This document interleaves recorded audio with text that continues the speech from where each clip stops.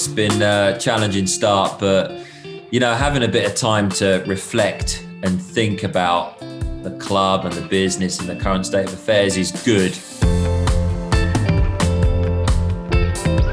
I started my career at Wentworth, and at the time, Wentworth was an incredibly busy venue. 3 golf courses booked every day with corporate golf, European Tour events, World Match Plays, Senior Masters. It was a very, very busy place. And if there was a HR issue, we had a HR department. If there was an accounts issue, we had an accounts department. There was departments for everything. And the resources were limitless, endless. So coming to Sunningdale Heath was a big, big change.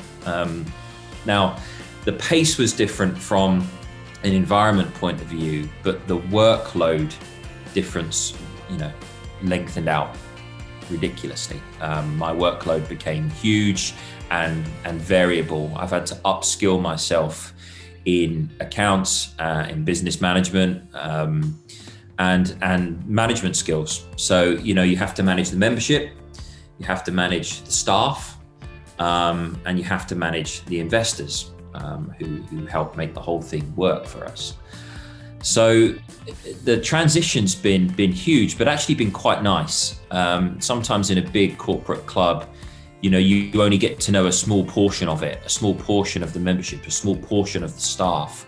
And at a members club, a small club, especially one like sleepy Sunningdale Heath, like it was when we came in, it was a very tight-knit group and everyone relies on everyone to make things work. So the pressure actually, interestingly for me, is intensified.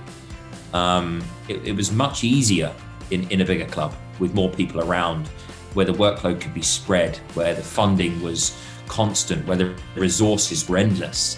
It was easier. And my respect goes out to the professionals that have worked in that members club and in that environment, because the job's harder. There's more accountability, and I'm very aware of that now because it all comes down to us. I now know a lot more about F&B, HR, accounts, golf club management, retail, golf course budget than I ever have. And I'm kind of thrilled in some ways that I've been able to upskill and I've become a better professional for it. Yeah, I mean, how do we manage the expectations of staff, members, and investors whilst trying to grow the business? I mean, the people skills that we mentioned in the first video come through. They're transferable. You have to adapt to your environment and to your person, your client. With a golf lesson, it's the same. With staff, it's about their contract, their job description, their wants, their needs. With members, it's about what they expect from their golf club as a member, and everyone has a different opinion. So the diversity of the members and the staff is huge, but then having the high-functioning, successful entrepreneur grinding you on numbers and ideas and the business and the forecast and the budget creates a whole different challenge. And people skills are very important at that stage because you're having to manage a completely different type of person than you've ever done before.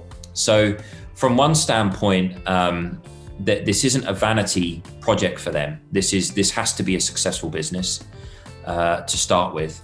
And secondly, trying to work with the investor who's had a team of very successful, intelligent accountants or entrepreneurs themselves working under them through their entire careers is different to having 2 golf pros who are learning to run a business.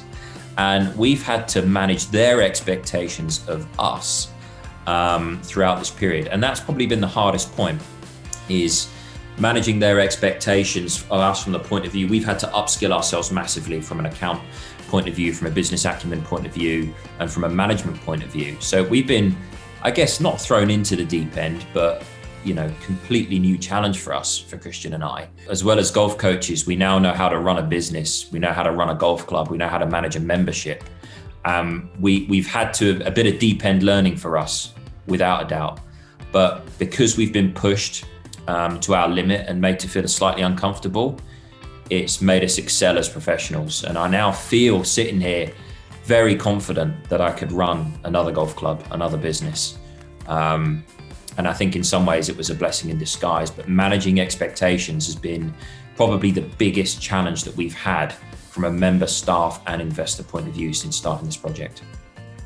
How hard is it to manage my ideas and what I want versus what is financially achievable and doesn't provide us with a risk? I mean, it's a great question because it's my daily challenge. If we had an open checkbook, we know exactly what we would do immediately. That T would go there, that green, we'd build that driving range in there, we'd build another TrackMan studio, it'd be endless. But I'm totally responsible for the financial success of the golf club along with Christian. So, all of a sudden you've got to harness your own ideas, and it makes you think about yourself. If I'm going to ask for this CapEx investment, can I justify that I'm going to get that money back? And I now have to model every idea I've got. So I have a passion project, and it's head over heart. The passion project is this. Okay, great. That's a great idea, and I'm sure it would look wonderful. Let's model it financially. What's the cost? How much can we make back in how many years is it going to take to recoup that investment? And it's my daily challenge, because we have, a great course architect, Mike Clayton, said when we did a walkout here that you're only limited by your imagination at Sunningdale Heath. And that's, like red rag to a bull. That is one of the best statements he could have made, because he's right. We have an opportunity to do all sorts of wonderful things here at Sunningdale Heath, but it has to be a successful business. So I have to balance the dream idea with the harsh realities of budget control, like any other business does. This is no, we're not just spending money willy-nilly here at all, sadly. The big sort of bonus throughout this relationship is that we have the creativity, we have the freedom to come up with ideas. And if they're justifiable, then those ideas get put through immediately. But if we can't justify them, they don't happen. It's as simple as that.